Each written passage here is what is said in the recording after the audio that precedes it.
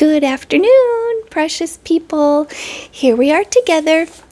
The day is not so fresh anymore, but we have so much to look forward this afternoon, and I'm just so thankful for the wisdom, the light, the experience that you bring into the world.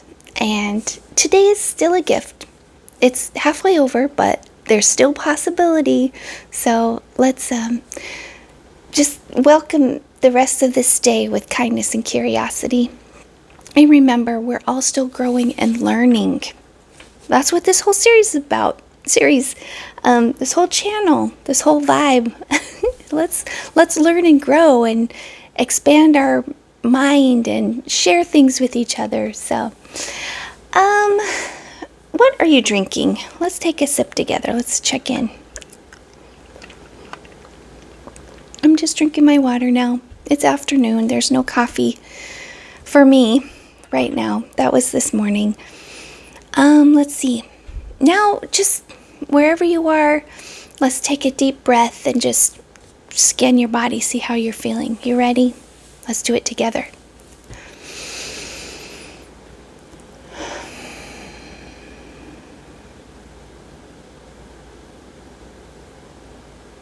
I feel good. How are you feeling? You can put words to it, how you're feeling.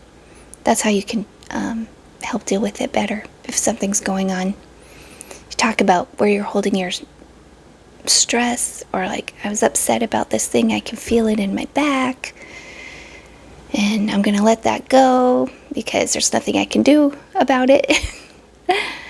There's a way you can find those places in your body that your emotions are kind of hiding. And if you can talk through it, name it, and deal with it that way, it's scientifically just more effective in keeping yourself healthy, keeping your cortisol low. So, yeah, check in with yourself, see what's going on. So, what I want to talk about today, the last 2 days, I've been talking about we don't all have the same sense of humor. We don't all think and act the same way. We all have different backgrounds, and we can learn how to shorten the divide between each other, live life with a little more understanding. But I want to balance all that out with talking about how we can have this suicidal empathy, and empathy is that special light we've been told is part of humanity. And it's a virtue that can become a vice. So I'm going to explore the concept of suicidal empathy and how kindness, when it's outside of boundaries, it can defy logic and then become a tool for your own destruction. So,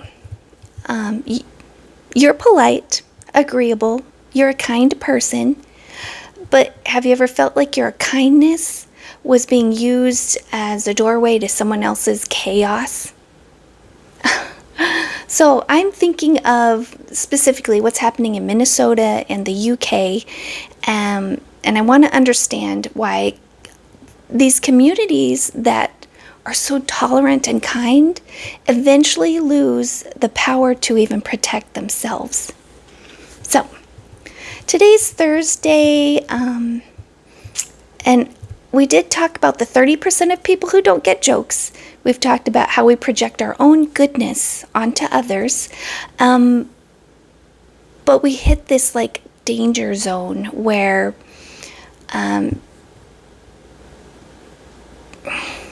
you are so empathetic, kind, caring, understanding, permissive. It's this phenomenon called suicidal empathy, where a person or a whole society is so addicted to being nice and accommodating, they let their own resources, safety, and even government agencies open the door to being defrauded to the point where they may almost be dismantled, especially by people that don't share your same values.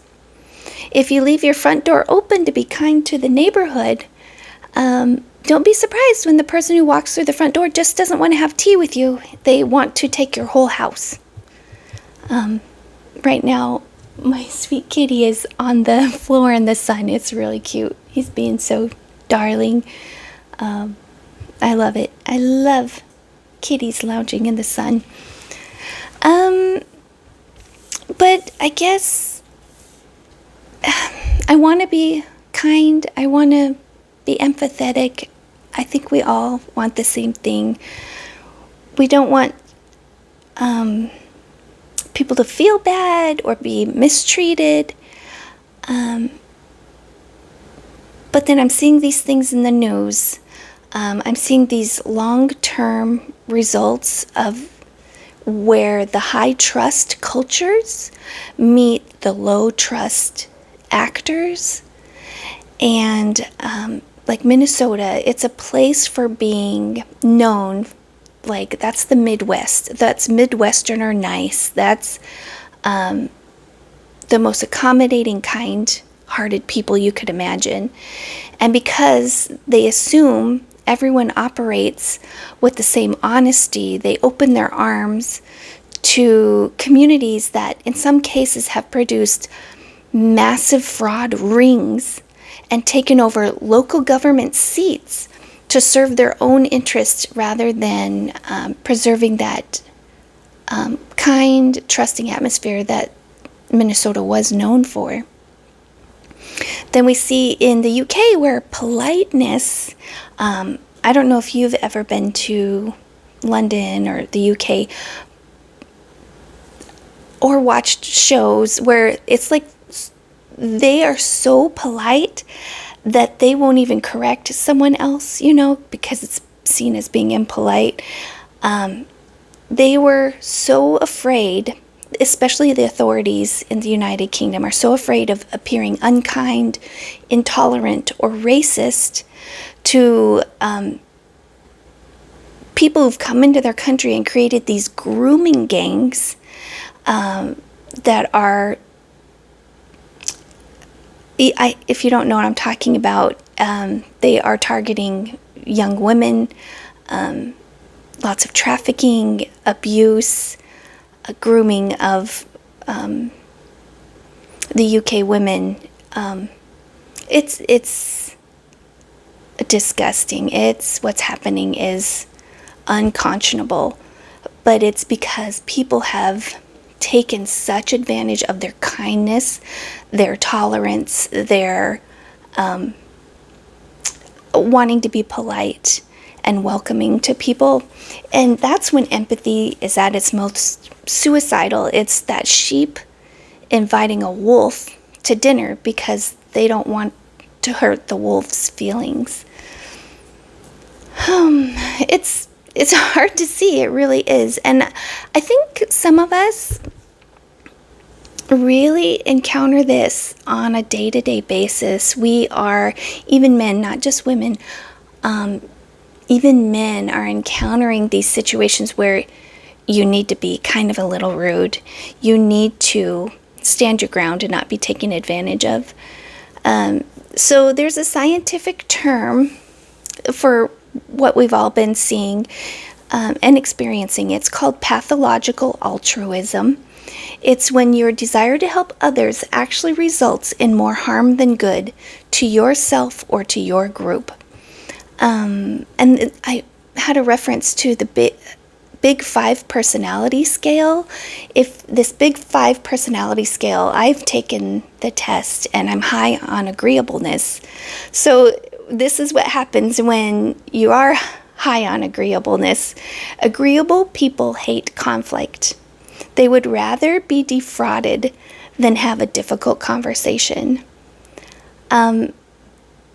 And the thing is, I have gotten to the point where I can let go of my ego. Like we were just on this cruise and my husband and I went to the spa. And part of the treatment, we got the massage. After the massage, they try to sell you products. And he was in a different room. I was in my room with my therapist. He was with his therapist. And after his massage, the therapist is like, oh, here's this that will help your muscles relax. And it's some sort of soap, like a bubble bath that you soak in the tub. And the thing is, I've been married 29 years, and I can't remember maybe once my husband taking a bath. Like, is he going to use this? And it was $80 for a bottle of soap to soak in the tub with. So after we got to back to the room, well, he got finished first, went back to the room, then I met up later, and I saw how much this soap was, and I didn't tell him anything. He was still gone. He went to work out while I was finishing up my treatments, and so I just took this bottle of soap back to the spot. I said, somebody sold this to my husband, and he doesn't take baths, so I'm not sure how he's even going to use this, so I'd like a refund. So